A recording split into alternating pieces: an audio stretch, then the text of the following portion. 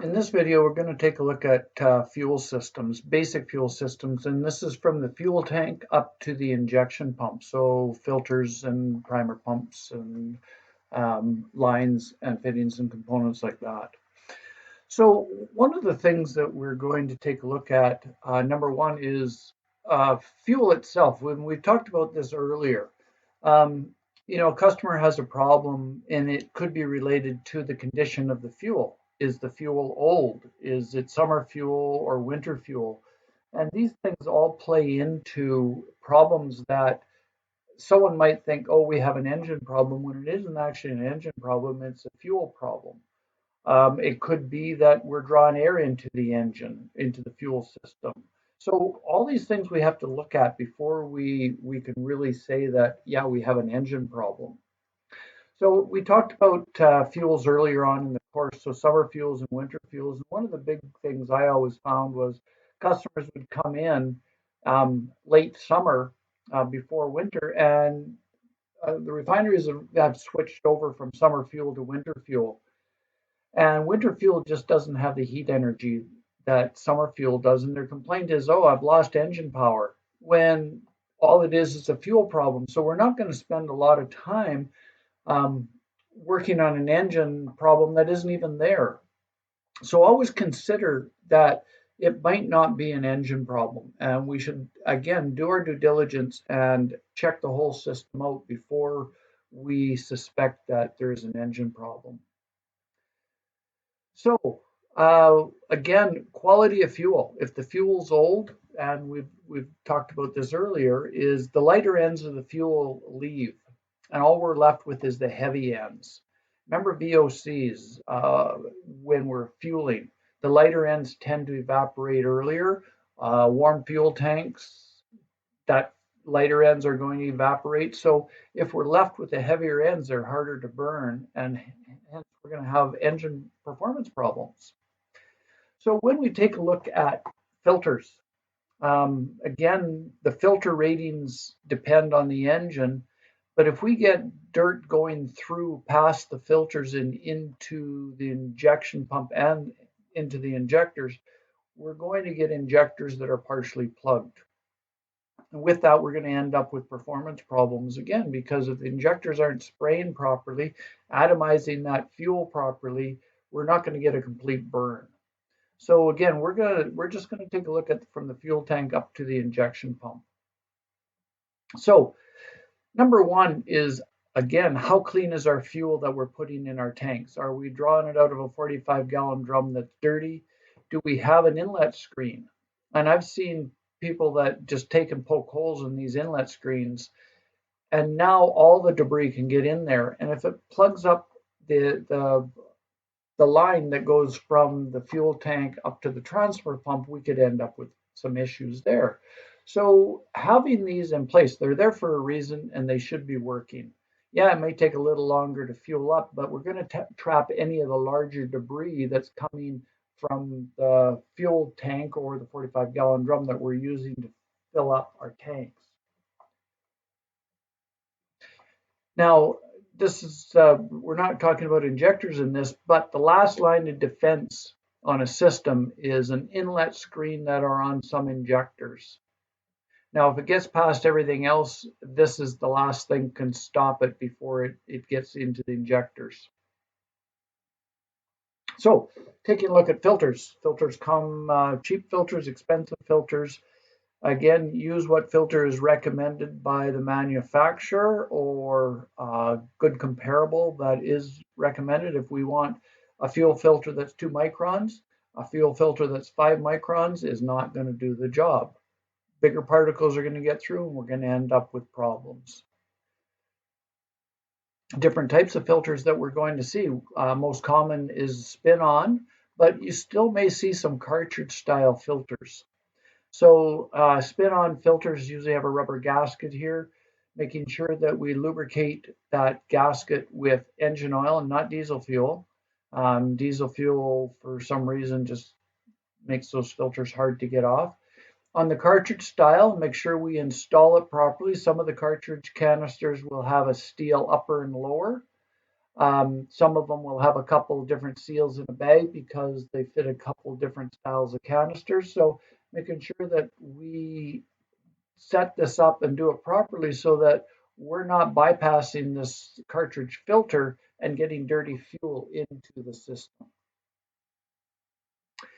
These are cotton material filters. They're a depth filter. In other words, they're quite thick, so it takes a while for the fuel to get through, so it has more chance for it to be trapped going through this cotton yarn. Another type of filter that they have is called an edge filter. As fuel flows over the edge of this, the larger particles will tend to drop off and stay on this side. I don't know how effective they are, but it is another type of filter, another last defense before we get into the injector itself. So when we're changing fuel filters, every manufacturer wants it done a little differently, but most of the stuff is common. So first off is when we put a filter on, making sure it's tight enough, but not too tight that it's just pretty tough to get off. Once we get the filter off, we're going to clean around the filter base, make sure we take the gasket off. Sometimes the gasket will stick to the bottom of the transfer pump. We want to make sure that that comes off. If we're going to pre-fill the filter, make sure that we filter that fuel before it goes into the filter itself. Some manufacturers recommend that you don't do it, that you use the primer pump to pre-fill that filter. There are a couple different types of filters that we're going to see. We might see one with a transparent bowl. And again, there could be two primary filters. There could be a primary filter, a secondary filter. So we're going to take a look at how the different setups are. So if we have a transparent bowl, what we're looking for is sediment. Sediment could be dirt, could be algae, or could be water. So with that, when it's time for a filter change, we're going to see what type of sediment we have in our transparent bowl. And with that, we can take a look at what is the condition of our fuel in our tank. So if we have a lot of black algae in there, the black algae grows in fuel tanks, we may have to take that fuel tank off and get it cleaned, or we may have to put something inside that tank that's going to kill that algae. But that tank has to be clean because algae can get thick enough that it can actually plug the inlet line. So if we have water, where are we getting our water from? Is it ingress contamination? Is it from a fuel tank that's running low all the time and we're not keeping it up to the full point? So we want to know where that moisture is coming from. There are certain types of manufacturers, they'll have two primary filters. They could have a primary and a secondary both in the same housing, but they're different micron ratings. The micron rating of a primary filter is going to be less that or more than a secondary filter. So let's just say a primary is 5 microns, secondary would be 2 microns. So same thing, when we go to spin on the filter, put a little bit of oil around the O-ring, spin it on, and again, follow the recommendations of the manufacturer of how tight to put the filter. We don't want a filter falling off, but we don't want it so tight that it's hard to get off for the next service. Now, here's where some manufacturers, again, require you to put the filter on empty, and then we're going to use the primer pump. But what we also want to do is where this pumps it through is into the injection pump. We want to bleed any air out of the injection pump because if there's an injection pump, air can compress where fuel can't. And if we get air in the systems, the injectors won't fire. So what we want to do is we want to loosen the fitting and we want to push that primer until we get a steady flow of fuel coming out of this fitting. Once we get a steady flow, we know all the air is out of the system and the fuel filters are primed. So if we take a look at a basic system, we got our fuel tank, our primary filter, our transfer pump, which is also a primer pump. Then it goes up to the injection pump. Now this type of system only uses a single filter. Then we get into one that has a primary filter and a secondary filter. Now on this type of an injection pump, this fitting right here is where you crack it. It's the highest point. We don't want to crack the injector because we're never going to, with the primer pump, get that injector to open. So what we want to do is we want to just crack this fitting here, and we want to run this primer till both filters are clear of any air. Then we can close that fitting and then we can start the vehicle. We might see a system that has 3 filters, primary, secondary, and a final filter. Again, if we have a transfer pump, then we can use a transfer pump to transfer the fuel, make sure we get rid of any air that's in the system. So how does the primary filter work? Well, on some of them, again, we might have a clear glass bottom on it so we can see that what's in there. But as the fuel comes in, it spins it, and the heavy particles tend to go out and drop down. Water's heavier than fuel, any dirt particles, so that they're not plugging up the filter, and then we can see what type of debris we are getting in our primary filter. So how does water get into fuel? Is it ingressed or is it naturally absorbed? So again, ingressed fuel or water in our fuel is caused by dirty fuel, rain getting into our fuel supply, having an open tank. So, but what about naturally absorbed fuel or naturally absorbed water into the fuel? So there's moisture in the air all the time. Now, on a rainy day, we have 100% moisture or humidity. So what happens is as a tank is empty, air is drawn in. With that air is moisture. Now, if we get enough of it in there and the temperature starts to change, what's going to happen to that moisture? It's not going to leave. It's going to condense inside the fuel tank. And when it condenses, we get enough of it, it's going to join together and it's going to drop down into the bottom. And again, that'll drop down to the lowest point in the fuel tank. So off-highway equipment, they usually have a drain valve, so you can crack it and drain to make sure there's no water in the fuel itself. Same with aircrafts. On the tanks themselves, at the very lowest point, they'll have a drain. You can sample your fuel to make sure that there's no water in there. So by keeping our fuel tanks full all the time, less chance for moisture to get in there, to be absorbed and to get into the tank itself. So what are the problems that are created by having water in our fuel? Well, in the tank, it can rust. And now we have another problem, not only with the water, but now we have rust in there. We also can have algae. With these things here, they can plug up our lines, they can plug up our pump, and they can plug up our injector. So how do we check for water in our fuel? Well, sumping the tank, and that's what we were talking about by taking a sample, cracking the line. And don't just crack it and drain it onto the ground. We want to crack it and we want to capture it to see if we do have any water in there. Another way is with a test stick. You use a stick and you put on this white, it's like a cream. You put it on there, put it in your tank and move it around. If there's water in the tank, this white cream will turn either a blue or a light yellow.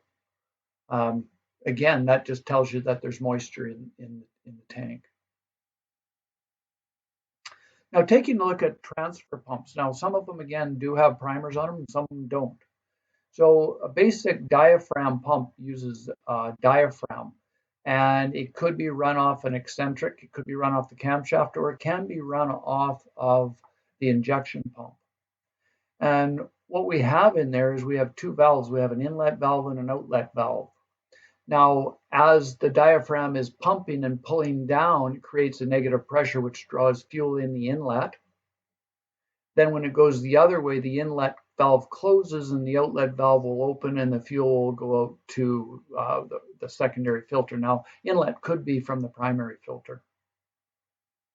So taking a look at how it's set up again, in. So as it pulls the diaphragm down, it creates a negative pressure. As the diaphragm gets pushed back up into the normal position, the outlet. So one of the things to pay attention to on some of these pumps that have this little lever, if the cam happens to be in a rotation, let's go back to the last slide.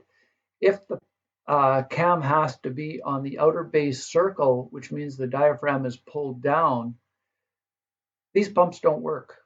You have to rotate the engine a little bit. So if you're pushing it and trying to pump fuel and nothing's happening, it could be because it's on the outer base circle, which means the diaphragm is pulled down and nothing's going to happen. Now, if we take a look at this pump here, it's not only a primer pump, but it's also the transfer pump. It runs off the cam of this injection pump. So if you pull this off, inside of this, there's a couple different styles. It could be just a plunger style, or it could have a little wheel that rotates with the cam. And this is the body inside. So this wheel here runs against the cam inside the fuel injection pump. And as it rotates, it pushes the plunger in and out, and that's what causes the transfer of fuel. Again, we're going to have an inlet and an outlet valve here. Now, here's the thing. If we get debris stuck in one of these valves, what's going to happen? Let's say it's stuck in the inlet valve. So it'll be able to draw fuel in, no problem.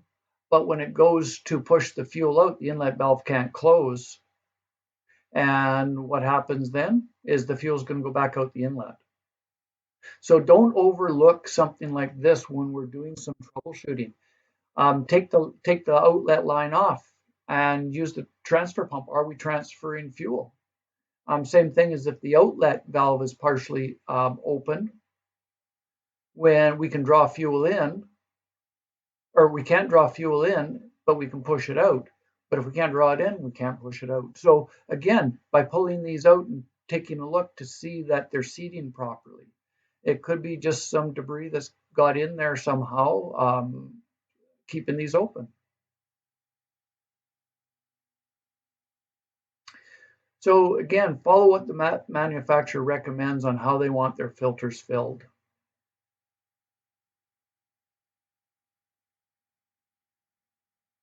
Now, there are some engines that will use a gear pump. And if we remember back from first year pumps, a gear pump is a positive displacement pump, which means it displaces the same amount of fluid every revolution.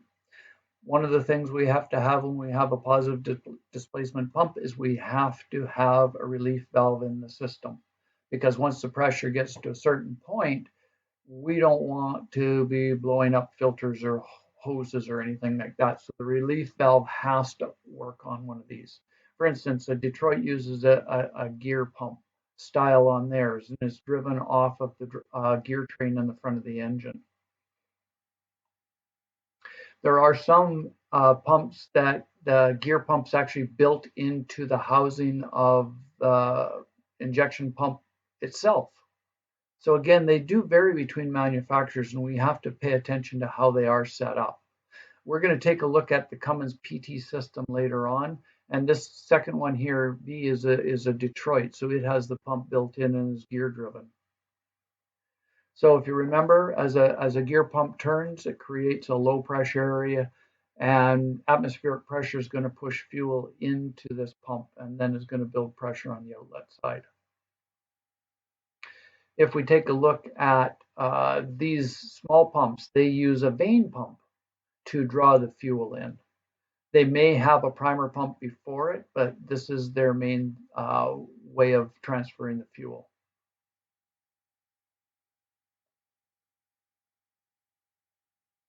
So some of the things we want to look at, hard starting. Always start with the basics, something simple. Does it have fuel in the tank? And as crazy as it may seem, there are some instances I've run into where the guy doesn't have any fuel in the tank and he can't figure out why it won't start.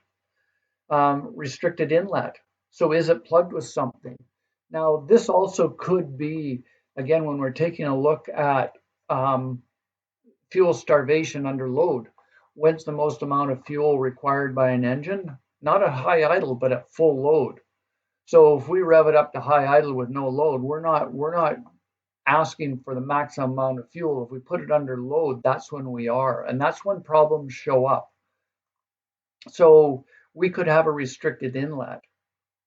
I found one that had a stick after the primary filter on an elbow, and it didn't always show up, about once a day. But as soon as they shut the engine down and restarted, it worked fine for a few hours. So again, what's causing it? Is it intermittent or is it all the time? Another time I ran into a situation where the little silver cap off a fuel additive got stuck on the intake pipe. And it was only when the fuel level got to a certain level did this happen. Another time I've seen a rag stuck in a fuel tank and it got sucked up on the intake only under heavy loads when they're demanding the most amount of fuel. A plugged filter is another thing. If we have dirty fuel, filters could plug up really fast. A cracked or loose inlet pipe, and this is another one. If again, path of least resistance. If it's easier to draw air into the system than it is to draw fuel out of the tank, it will. And we're going to get air in our system, and it could cause poor performance. We could have a loose fitting. One of the things don't forget to overlook, it could be the standpipe that's in the fuel tank itself that's got a crack in it. So if the customer says, "Oh no, I don't have any problems until I get down to about half a tank," it is probably something like that that's causing the problem. So again, don't overlook any of this. Use a transfer pump and draw the fuel out and see if we're getting air into it. And again, we might be able to just put a sight glass in the system and see if we're getting air in the system. Um, Fuel's draining back after the engine shut down. Some of the engines have a one-way check um, by the filter. It could be on a cooling manifold that's bolted to the engine for cooling the computer. If that one-way check doesn't hold the fuel in there and it drains back to the tank, that has to be brought back up to get the engine to start. Another thing I've seen is some of the fuel filters require a standpipe. So as the fuel cools down, the level drops. If it drops below the level of the pickup, it's going to suck air in for a minute and it could sputter when it starts. So again, looking at what types of filters we're using and do they require a standpipe? Do we require a one-way check in the system to stop the fuel from draining back to the tank? How about the stalling of the engine? Again, it could be a low oil or low fuel level, could be a restricted inlet, cracked hose, plugged filter. Rough running, low fuel level, aerated fuel, or partial restriction in the hose. Like I said, a piece of wood, a little tiny piece of wood got in there and it was blocking it off, so it really would start to sputter under high load. It would idle just fine, but under load, when the demand is high, that's when we run into problems. Low power, so again, low fuel level, low fuel pressure, low fuel volume, high inlet restriction, plugged fuel filter, restriction in the fuel lines, or poor quality fuel. So how do we test it? Well, there's a couple of ways. So if we put a vacuum gauge on the suction side before the transfer pump and pressure gauges on after the transfer pump, we can see what we have for restriction. So if we have a vacuum gauge and we're running the engine, this should show a negative pressure. Now we can also put a sight glass in line, and that'll tell us if we're getting any air drawn into the system. And again, if we're getting air in the system, it's coming from either a loose fitting or a cracked pipe somewhere. On the pressure side, what we want to see here is, the thing is, if we have a crack fitting here, we're going to see fuel leaking. What we're checking here is, what is the pressure coming out of our transfer pump? Now we also have a pressure gauge on the return line. The return line should not have any pressure in them. If we do, we have a restriction on the return to the tank, which is creating back pressure in the system, and we don't want that. So again, vacuum gauges, and they can be electronic, it doesn't matter. Manual gauges, again, we're going to hook them up to see what we're getting for vacuum reading. So what can cause a vacuum reading that's too high? So let's just say that our uh, filter has specifications allowed 7 inches of mercury. Well, if it's 8 or 9, it's partially plugged, and that could be causing the problem. So again, one of the simple things a lot of people do is, oh, I'll just change the filter without checking anything. But if the specification says no more than 7 inches of mercury and we got 6, we know that's still within specification, so we should be looking for something else in the system that's creating the problem. Not to say the filter, changing the filter won't help, but it is not the cause of the problem. And same with our outlet. We're going to check our fuel pressure to see that we're getting the right fuel pressure to the transfer pump or to the injection pump, because if the fuel pressure is low under high load, it may not be able to require or get the volume of fuel that is needed by the injection pump. The other thing is we can do a flow time. So we can crack the line and measure how much fuel is actually coming out in whatever the specification is, 1 minute, 30 seconds, 15 seconds, whatever the manufacturer wants, to see that we're getting the volume of fuel that's required.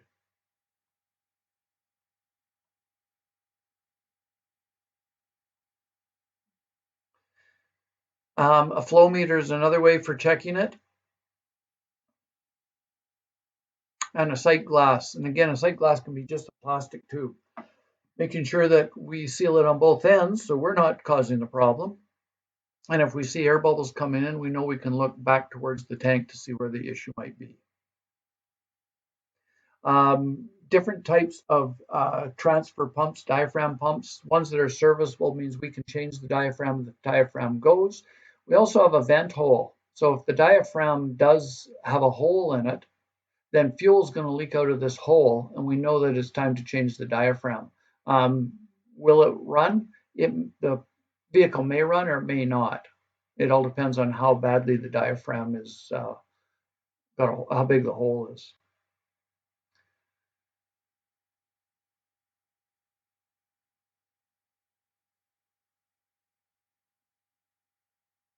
So again, taking these things apart, they're easy. There's not a lot to them. They do have usually a brass seal on them. Again, a spring could be broken, inlet, outlet could be partially stuck open. So again, don't overlook something this simple going, yeah, it can't be that. And it could be. On our primer pumps, these seals tend to leak after a while. So making sure that if this is we're pushing it down and we're getting fuel leaking out past here, we should be pulling this apart and replacing the seal. So be sure to check shutoff solenoid if it's applicable. And this, I've seen this a couple times where the fuel shutoff solenoid isn't energized, and people spend hours looking at everything else but the fuel shutoff solenoid. Now, and I don't mean check the fuel solenoid for power. Even if it has power, it doesn't mean it's opening. Put a pressure gauge on there and then crank it over. Is it building pressure? If it's not, then it could be a problem with the fuel shutoff solenoid. Gear pumps, again, as they start to get worn, fuel is a lubricant, but over a period of time they will start to wear and we'll get some slippage.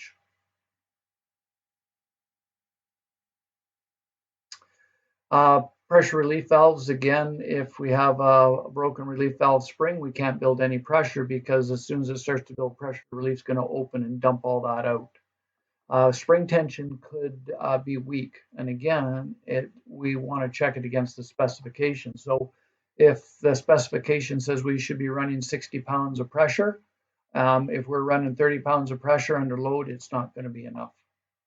Relief valve is stuck closed if we have too high of a fuel pressure, or if the fuel pressure fluctuates. It could be a sticky relief valve because remember, they're just a piston. They just move back and forth. So if it's got some debris in it, it could be causing it to stick. So this is the piston for the relief valve and the spring. Again, if we've got a lot of wear or debris in here, it could cause it to bind. Low fuel pressure, again, primary filter is plugged. That's the one before the pump. If it's a vane pump, the vanes could be worn. We could have a broken vane, weaker broken spring in the pressure relief valve. Again, a lot of these we can check with fuel pressure. Again, put a pressure gauge on the outlet side, um, crank it over and see what we're getting for fuel pressure.